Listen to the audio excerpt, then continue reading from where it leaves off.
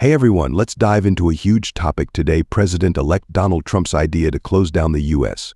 Department of Education. This is something he's brought up a lot, right? He's talking about shifting power back to the states, and he's made it pretty clear he wants to cut out what he sees as a bloated federal agency in Washington, D.C. Sounds straightforward. But let's talk about why actually doing that is way more complex than it might seem.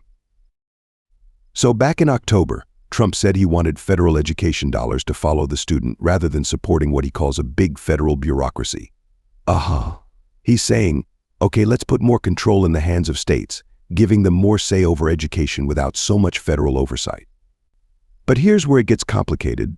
There's a lot more involved than just shutting down a department and handing power to local governments.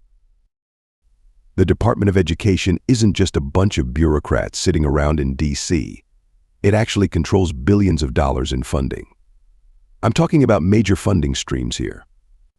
Every year, this department allocates billions to help low-income schools and families afford college, which is no small thing. And yeah, this means that if Trump wants to shut it down, he'll need Congress to go along with it. That includes the Democrats, who, let's be real, are not on board with this idea.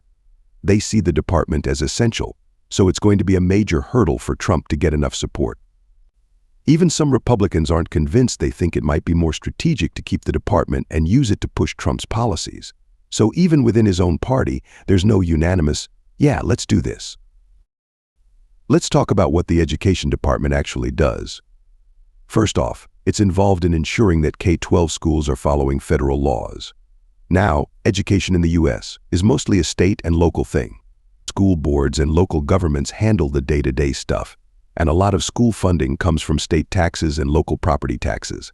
But here's the kicker: the federal government chips in about 10% of public school funding, which might not sound like much, but it's significant. And with that funding comes some strings attached. Schools that receive this federal money have to follow certain laws, like ensuring there's no discrimination and that students with disabilities receive adequate support. The Education Department oversees all of this to make sure these federal laws are enforced. So even though most education decisions are made locally, federal funding plays a crucial role. When Trump talks about returning control to states, he's not wrong in pointing out that states already do a lot. But okay, here's the thing: federal oversight is there to make sure certain standards are met across the board. Without it, there's a chance that things could get inconsistent and, well, messy. Now, beyond K-12, let's talk about colleges and universities. The Education Department oversees these institutions too, especially since most of them receive federal funding. If you've ever filled out the FAFSA, that's the free application for federal student aid, then you've directly interacted with the Department of Education. This department also administers the Pell Grant, which helps low-income students pay for college. And yeah, it's responsible for the $2 trillion federal student loan program. So this isn't just an agency that deals with elementary or high schools. It's deeply tied into how people afford college in this country. If you're someone who's relying on federal student aid, the Department of Education is a pretty big deal. Okay, so what would it actually take to shut this department down? Like I said, it's not as simple as just saying, yeah, let's close it. Dismantling a federal agency takes legislation, and Trump would need Congress to pass a law to do that. The Republicans have a majority in Congress, sure, but here's where it gets tricky in the Senate. You need 60 votes to pass major legislation. That means Trump would have to convince some Democrats to get on board, and experts are saying that's a big challenge. Democrats see the Education Department as essential for equal opportunity and accountability, so they're not likely to budge.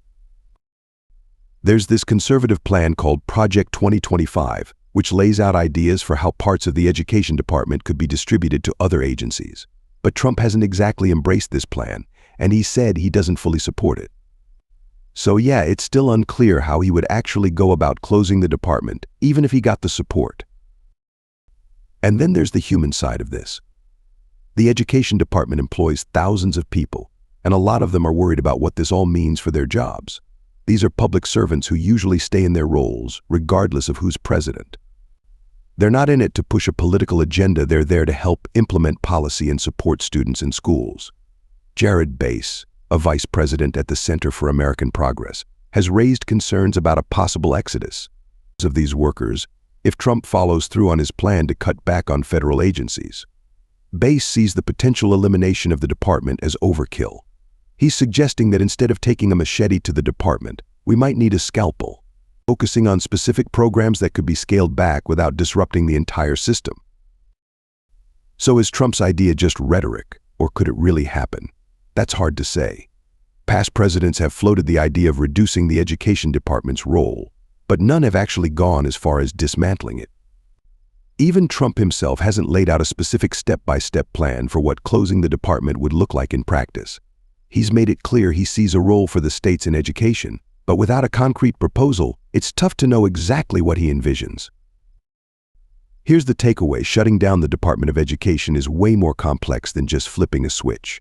We're talking about restructuring funding, law enforcement, and oversight across the entire country.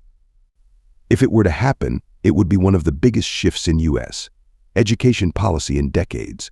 But whether it's even possible or advisable is something that's still up for debate. All right, that's it for now. Let me know what you think.